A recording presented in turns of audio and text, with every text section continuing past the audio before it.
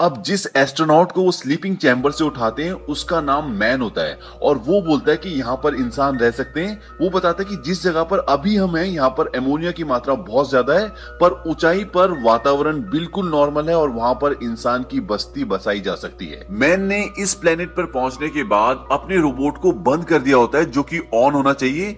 Man बोलता है कि ये गलत इंफॉर्मेशन दे रहा था इसलिए मैंने इसे ऑफ कर दिया और इस रोबोट का काम था कि सही इंफॉर्मेशन धरती तक पहुंचाना।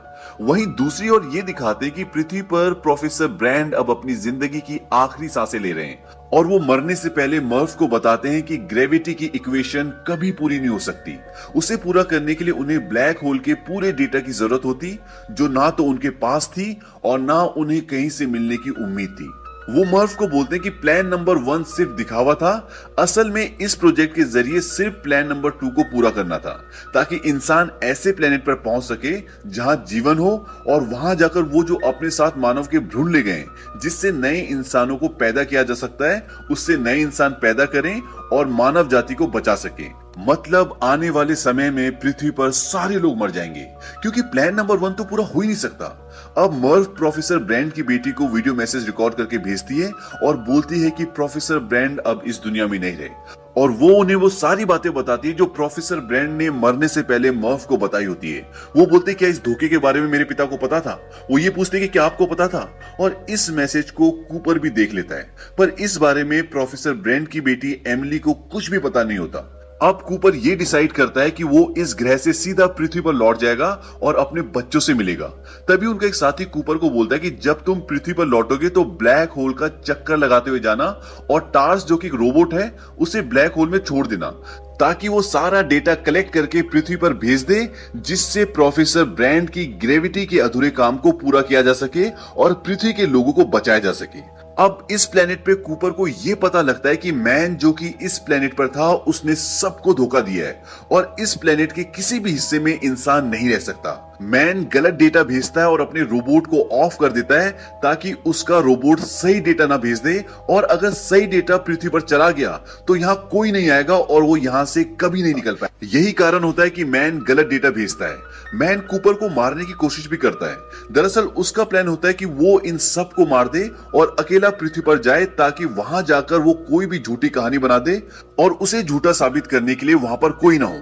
पर प्रोफेसर ब्रैंड की बेटी एमिली कूपर को बचा लेती है लेकिन वो उनके एक साथी को मार देता है। अब मैन अपने फ्लाइंग ऑब्जेक्ट में एंड्योरेंस की ओर जाता है जो कि उनका स्पेसशिप है और वो अंतरिक्ष में है ताकि वो उससे पृथ्वी पर जा सके। पर जब वो अपना फ्लाइंग ऑब्जेक्ट उससे कनेक्ट करने की कोशिश करता है तो एक जोरदार ब्लास्ट होता है और उस ब्लास्ट में उसकी मृत्यु हो जाती है। पर इस ब्लास्ट से एंड्योरेंस स्पेसशिप को काफी नुकसान पहुंचता है। वहीं कूपर भी अपने फ्लाइंग ऑब्जेक्ट में एंड्योरेंस की ओर आ रहा होता है। अब एंड्योरेंस स्पेसशिप स्टेबल नहीं होता पर कूपर अपने फ्लाइंग ऑब्जेक्ट को एंड्योरेंस से कनेक्ट कर लेता है और वो स्टेबल हो जाता है। लेकिन इस इंसिडेंट के बाद एंड्योरेंस ब्लैक होल की तरफ खिंच रहा होता है पर कूपर बोलता है कि मैं इस ग्रेविटेशनल पुल का इस्तेमाल एक धक्के की तरह करूंगा और एंड्योरेंस को आखिरी बचे तीसरे प्लेनेट की तरफ धकेल दूंगा।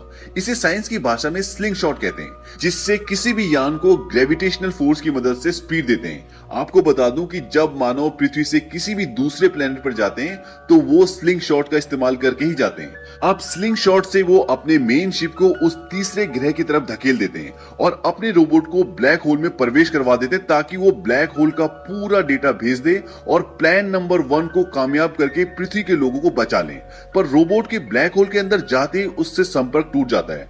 इसके बाद कूपर अपने फ्लाइंग ऑब्जेक्ट को भी मेन शिप जिसका नाम एंड्योरेंस है उससे अलग कर देते हैं ताकि उसका भार कम हो जाए और अब एंड्योरेंस में अकेली एमिली बची है जो बचे हुए आखिरी यानी कि तीसरे प्लेनेट की ओर जा रही है। कूपर ऐसा इसलिए करता है ताकि प्लान नंबर 2 को पूरा किया जा सके और मानव के अस्तित्व को बचाया जा सके।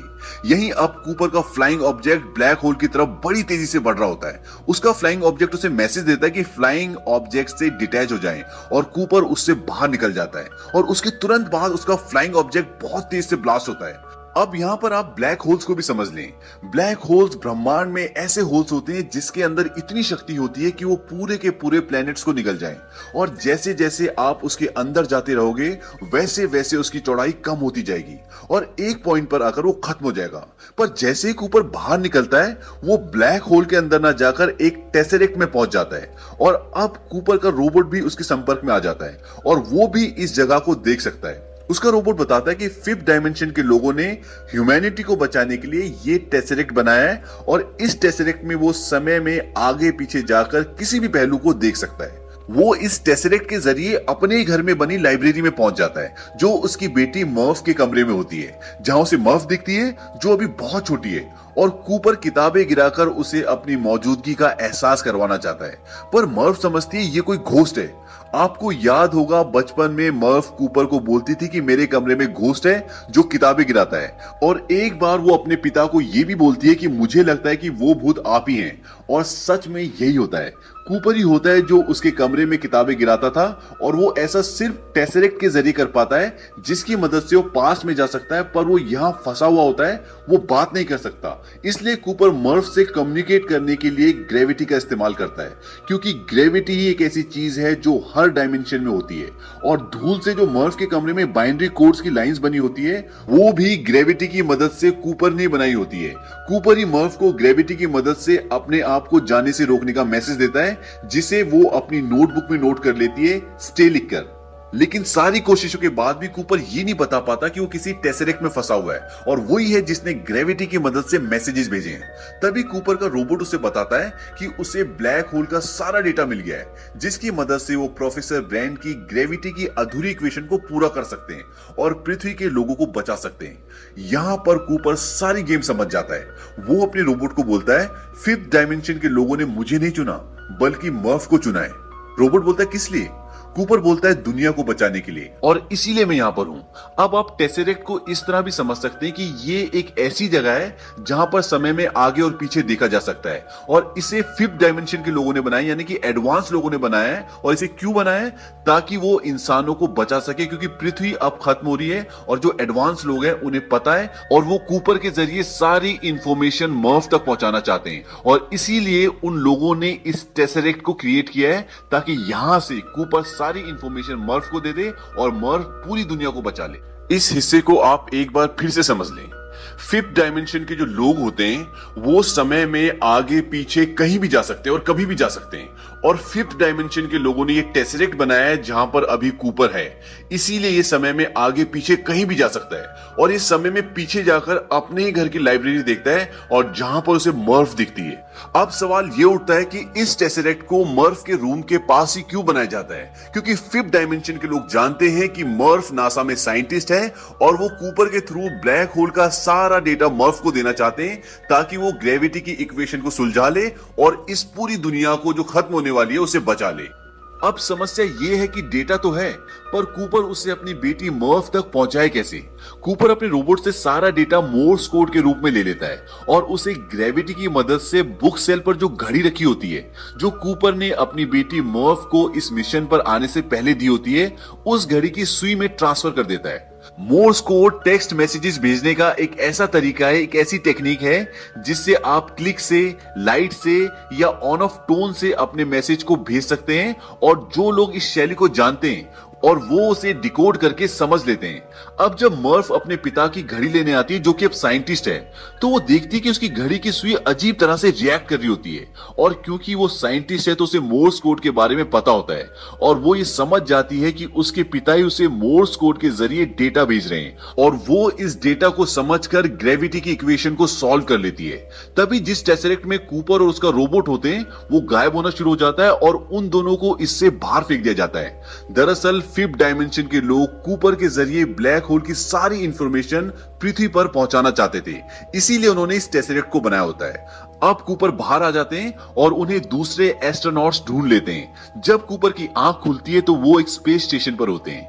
अब कूपर ने कुछ समय उस टेसरेक्ट में बिताया जो ब्लैक होल के लगभग अंदर ही होता है, तो वहां पर बिताया हुआ कुछ समय पृथ्वी पर कई सालों के बराबर होता है।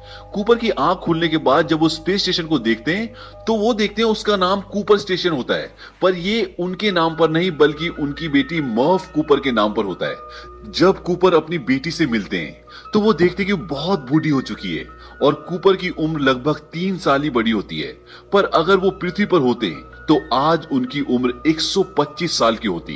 कूपर बोलता है कि मैं ही तुम्हारा भूत था। उसकी बेटी बोलती कि मैं जानती हूँ।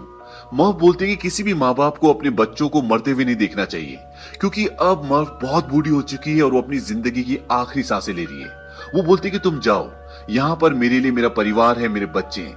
कूपर बोलता है कि कहाँ? वो बोलते कि एमिली ब्रांड के पास, जो आखिरी प्लेनेट की। और अंत में ये दिखाते कि एमिली उस ग्रह पर अकेली होती है और वो अपना हेलमेट निकाल देती है। इसका मतलब ये है कि वहां का वातावरण इंसानों के लिए पर्याप्त है और एमिली भी कूपर की तरह जवान होती है और कूपर अपने फ्लाइंग ऑब्जेक्ट में अपने रोबोट के साथ एमिली के ग्रह की तरफ निकल जाते हैं और फिल्म यहीं पर खत्म हो जाती है। इस मूवी के एंड से ये पता चलता है कि इसका सेकंड पार्ट जरूर बनेगा।